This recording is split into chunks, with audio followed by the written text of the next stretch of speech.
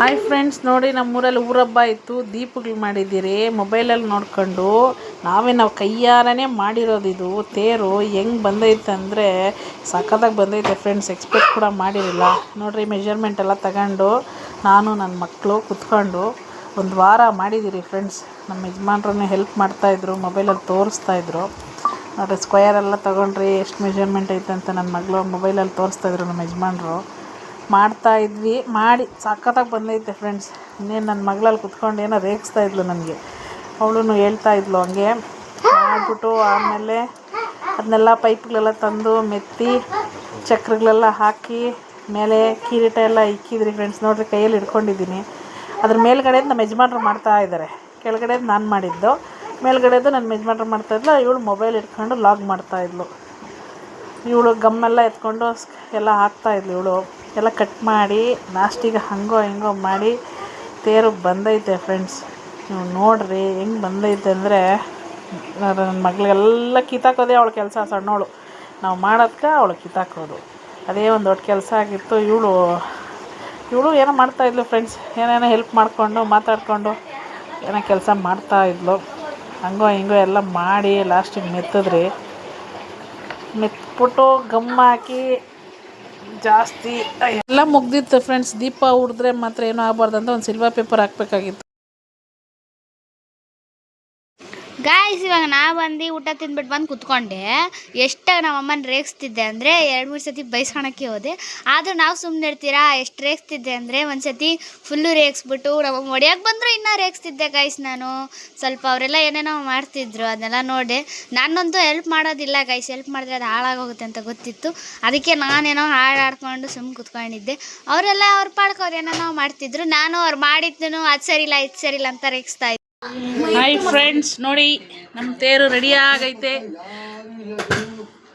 2 ಹಸುಗಳು ಎಳ್ಕೊಂಡೋಗೋದು. ಕೃಷ್ಣನ್ ನೋಡಿದ್ರಾ ಹೆಂಗೈತೆ ನಮ್ಮ ತೇರು. ಈಗ ರಾಜ ಬೀದಿಗಳಲ್ಲಿ ಮೆರವಣಿಗೆ ಆತೈತೆ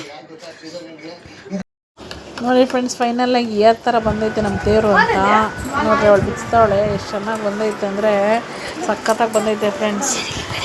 ಎಲ್ಲ ಪಲ್ಲ ದೀಪಗಳೆಲ್ಲ ಎತ್ಕೊಂಡು ಹೊಟ್ಟೋಗ್ಬಿಟ್ಟಿದ್ರು. ಲಾಸ್ಟ್ 9 ಗಂಟೆಗೆ ಊಟ ಸಫಾಯಿಸಿ ನನ್ನ ಮಗಳಿಗೆ 9 ಗಂಟೆಗೆ ಗ್ರಾಮ ದೇವತೆ ಎತ್ಕೊಂಡು ಹೋಗಿದ್ದೆ ಫ್ರೆಂಡ್ಸ್.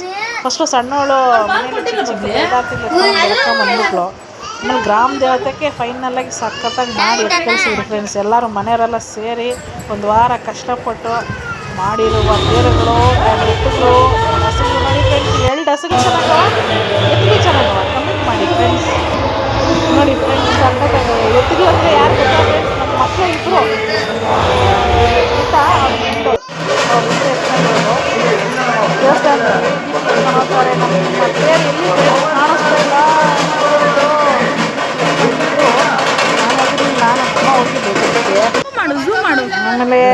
ಆಮೇಲೆ ಹೈಲೈಟ್ ಆಗ್ಬಿಟ್ಟವಳೆ ಫ್ರೆಂಡ್ಸ್. ದೇವಸ್ಥಾನದಲ್ಲಿ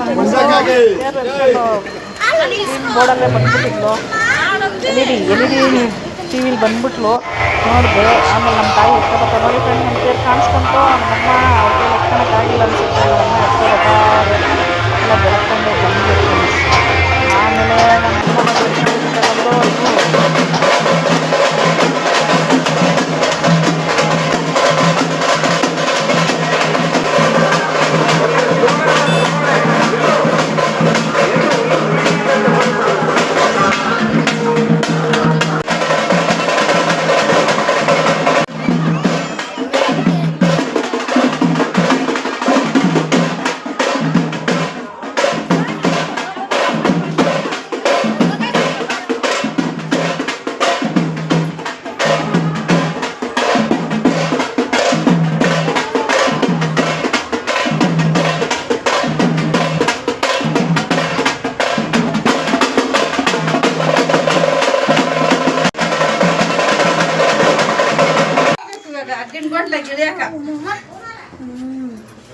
ಜಸ್ಟ್ ಇವಾಗ ತಾನೇ ಅಲ್ಲಿಗೆ ಬಂದ್ರೆ ನೀನು ಬಂದಿದ್ದೆ.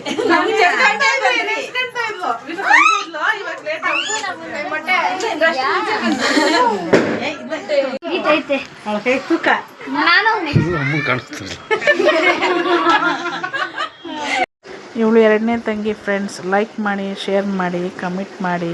ಎಲ್ಲರೂ ನೋಡ್ತೀರಾ, ಸಬ್ಸ್ಕ್ರೈಬ್ ಆಗೋದು ಮಾತ್ರ ಮರಿಬೇಡಿ ಫ್ರೆಂಡ್ಸ್. Thank you.